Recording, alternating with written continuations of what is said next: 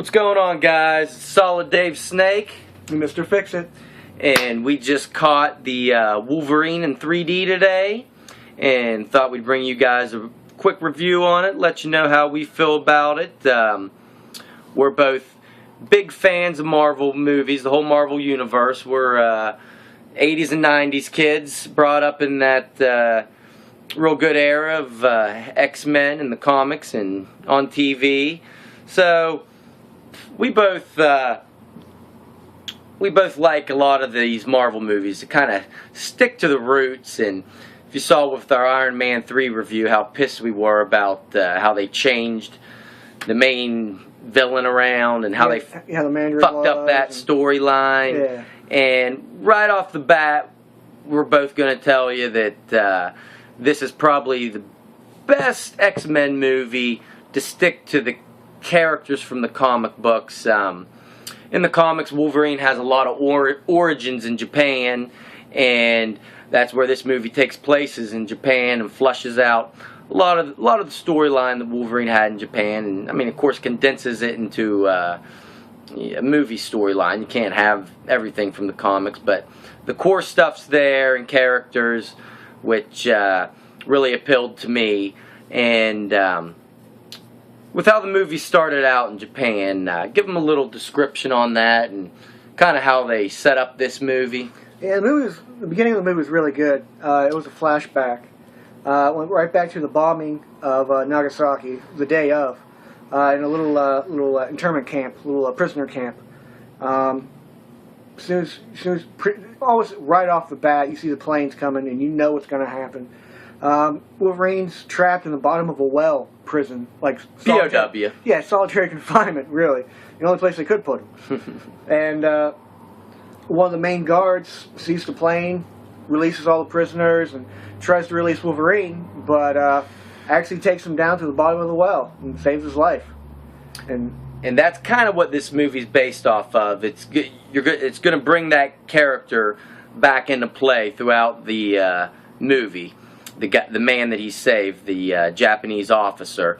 And oh man, whenever that bomb went off and he covered up that guy down there, that might have been one of the best parts in any X-Men movie that's had Hugh Jackman as Wolverine in it, showing his healing factor off, because he just got toasted. Yeah, it was really, really well done, man. You could see the burns, and Hugh Jackman did a great job in the whole pain aspect of it, because, I mean, I've been burned before, you've probably been burned before, and all over your body, he did a great job. Just because Wolverine has a healing factor don't mean that he don't feel the pain. Yeah. And it was a really neat opening. This movie left off exactly where X-Men 3, The Last Stand, left off. It picks up after that. Of course, the first Wolverine movie, Wolverine Origins, was an origin story that they kind of fudged up in a lot of ways, but there's no way getting around it with these X-Men movies. Me, as a comic book fan, I almost have to just accept it going into a Marvel movie, or going into an X-Men movie, that they're not going to stick to what all the comic book fans necessarily want to see. They've messed up a lot of characters in the past movies and stuff, but like I said before, this one does a pretty good job of doing justice to the characters in it, in the overall storyline. Right after the flashback, it goes, like I said, right to where Wolverine is dealing with how he just killed Jean Grey in X-Men 3, and he's kind of isolated himself up again in the wilderness in Canada. And there were a couple neat scenes in that. Flesh that out a little bit for him. Yeah, when you see him after the flashback, he wakes up on the side of a mountain. I thought that was pretty interesting. Like how he said, you get to see Jean Grey a good bit in the movie. Yeah, she was hired for this movie. She's only in his head when he's dreaming, though. And yeah, go ahead. Yeah, and it was really cool seeing that whole Canada scene play out and everything. The grizzly bear. The grizzly bear was really cool because you could tell it was just like respect from another animal, from Wolverine to a big grizzly bear. I mean, that was a really neat scene right there. Really kind of a little funny too. Maybe we won't give away too much go see it, see what we're talking about. But it's pretty cool. It was a pretty cool scene, that whole wilderness scene. From there, I mean, basically, if you're a fan of the comics, you know the character Yuriko, and she is actually hunting for Wolverine. She's an employee for the man he saved, the Japanese man, and she hunts him down up in Canada and takes him to, talks him into going to Japan, saying that this man wants to have, he's on his deathbed and wants to have his last words with you, and the story just goes from there. You find out that this man is the grandfather of Mariko, and again, if you're a fan of the comics, you'll know that was Wolverine's, one of his loves, the only woman he married in the comic books.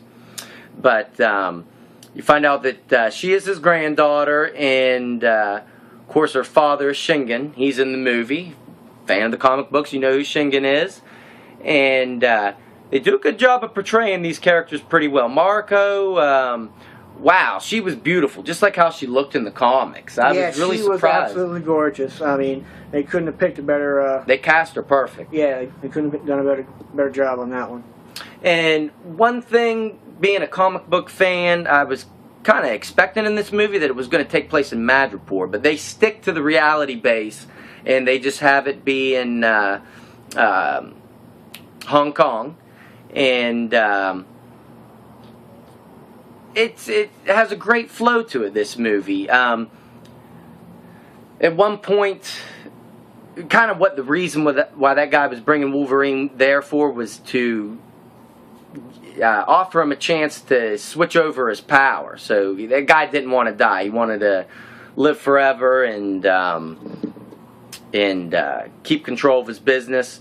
But that's kind of the premise. Wolverine loses his power, which was good for this movie because in most X-Men movies he's unstoppable. So this kind of brings him down a notch to a more human level. In the comic books, this kind of thing happened, but it happened with Magneto ripping out his adamantium, and that slowed down messed up his healing factor for a while. So it kind of reminded me of that a little bit. What did you think about them making him a little more vulnerable in this movie? Yeah, I thought that was really good. It was good for the story, I think. Really didn't like having it take place in Japan and how they really did it, but it went with the movie, and I like that.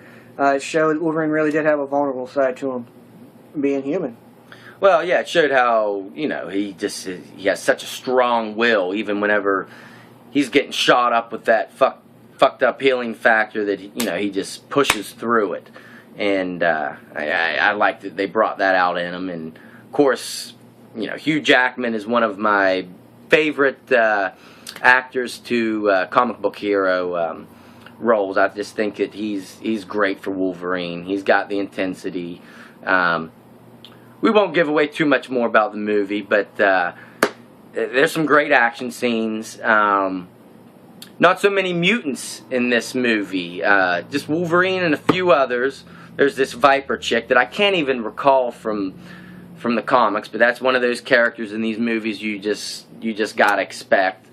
And if you've seen I guess this isn't too much of a spoiler. If you've seen in the previews or have been waiting for this movie, you'll know that Silver Samurai is in this movie, and I love that character from the comics. They varied from him. They varied away from the comics a little bit with them. Well, yeah, just a pretty good bit. Yeah. But it's not as bad as the fuck up from the last Wolverine movie with the main in bad guy with how they messed up Deadpool. I mean, they really messed up Deadpool. Yeah, that was horrible. So this was a lot better done, and I won't ruin too much more. Make sure you stay after the credits, because there is a good lead-in for the next X-Men movie that a lot of the hardcore comic book fans will appreciate. You'll notice right off the bat when you see it what it's going to be about in the next X-Men movie. Days of Future and Past is what the next X-Men movie is going to be. But overall, I give this movie a 9. I thought it was a much better done Wolverine solo movie, and probably one of my favorite overall X-Men movies. What do you give it? I know you didn't follow the Japan storyline as much as I did in the comics, so Yeah, I mean, maybe I appreciate a little more. What score yeah, do you give this movie? I'll give it like an 8.5. I mean, I like the storyline. I thought it was really good. The acting was awesome in it. I like how it really did flesh out a lot more of the Wolverine story. I like a lot of the characters. I like the Silver Samurai. So, but it kind of lacked. It didn't really have too much in some areas I was hoping for. So I'll give it an 8.5. There you go. If you're a Wolverine fan, I suggest go and see it. I don't think you will be disappointed. But thanks for watching, guys. We're out. Later.